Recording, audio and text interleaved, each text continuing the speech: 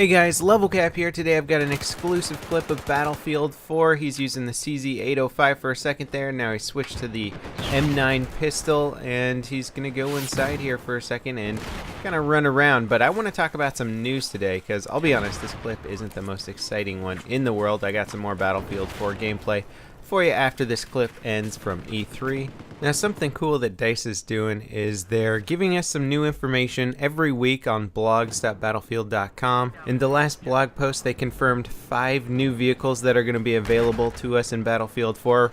For the Chinese faction, we have the Type 99 main battle tank, the ZFB-05 armored car, the Z9 transport heli, the Z10W attack heli, the DV-15 interceptor attack boat. And they give us this cool screenshot here, which shows us the attack heli, the tank, and then the armored car as well. DICE is continuing to give us double XP weekend, so if you're not playing this weekend, I suggest you do. You'll get twice as many points, and you can possibly hit rank 100 before Battlefield 4 comes out. Now, I've been getting a lot of my news from mpfirst.com, and they recently broke down an interview with Patrick Bach where he's talking a bit more about the vehicles and weapons in Battlefield 4 and how they have really improve the code there so that they can fit a lot more guns and vehicles into the game.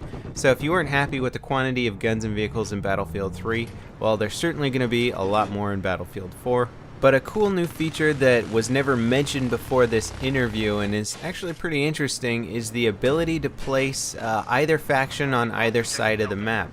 So if you're tired of, say, the US always defending on a rush game, well, you can switch it up if you're like, say, a server admin, I assume, and put them on the other side of the map. I don't know if this means you can put Russia, China, or US on any map if a map's designed specifically for, say, China versus US. Then I have a feeling you're just going to be able to swap their spawn locations.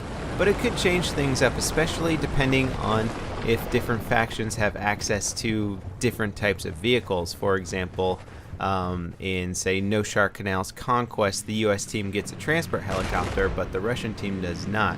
So if they maintain the vehicles that they spawn with and swap sides, that could be really interesting.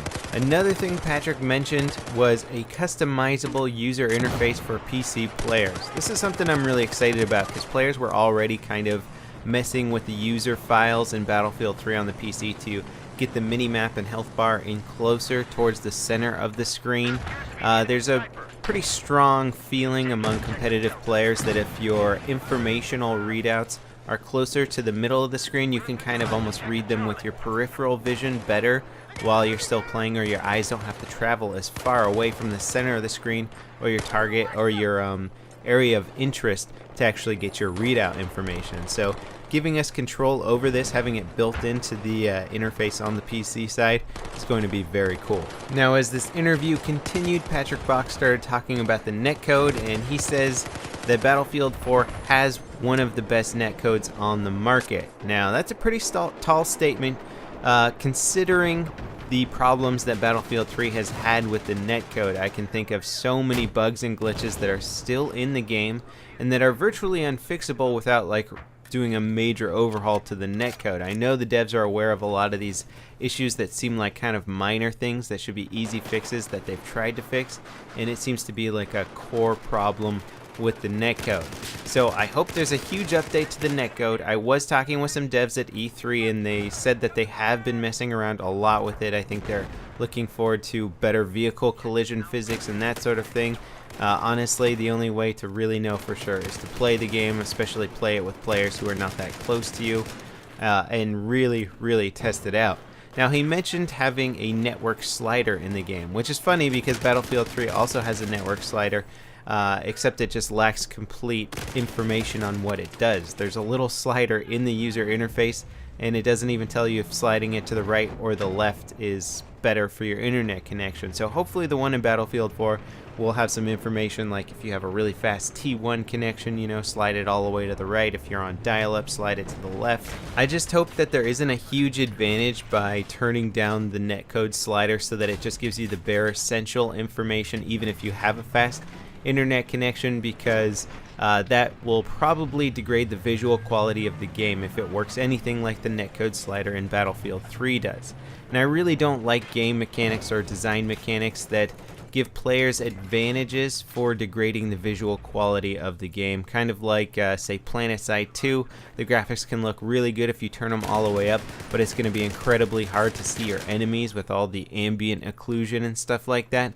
So players turn it all the way down and it becomes a much easier game to play, but it also looks like crap. Now, Bach did confirm that there isn't going to be a day or night cycle for the multiplayer maps out there, which is, you know, unfortunate, but at the same time, I'm still really pumped for Battlefield 4, and putting in a day-night cycle setting for maps probably would have required a lot more testing and tweaking of the map just to make sure they played well on nighttime, daytime, dusk, you know, make sure that the sun isn't in people's eyes at certain times of the day, potentially like ruining certain areas of the map. I don't know, maybe that could have made it more interesting. Now, the last thing he mentioned was talking about patching and updates being a lot faster in Battlefield 4 because of how they've designed the Frostbite engine. It should be easier for them to implement code like server side, so we don't have to download huge patches and that sort of thing. This sounds like a good idea. The only problem is that they said the exact same thing about Battlefield 3 and it took forever to get patches out there. I'm just hoping we can avoid situations where y'all remember if you were playing the game sort of mid-release when the underbarrel shotgun got broken on weapons and each pellet of the shotgun would do as much damage as the actual assault rifle itself, so it could do like 25 damage per pellet, allowing you to do like upwards of 500 damage in just like one shot or spray of it. And it was insane. You could like snipe people across the map with your underbarrel shotgun, and that was a huge game-breaking mechanic, and it was in the game for months before it got fixed, and servers had to literally start banning players that were using underbarrel shotguns on their weapons because it was so broken. Overall, though, you know, we've only seen one map of Battlefield 4, but we've gotten a lot of information about the battle log updates. I'm excited for that, all the new guns that are coming into the game, the small, minute changes for the infantry combat, that sort of thing. As a whole package, I think Battlefield 4 really does look like it's shaping up to be an amazing game, probably a lot better than Battlefield 3, and frankly, Battlefield 3 is my favorite game of all time. So, if they can top that, then I think they're going to have an awesome, awesome product on their hand. As always, guys, thanks for watching, and I'll see you next time. This is Level Cap, signing off.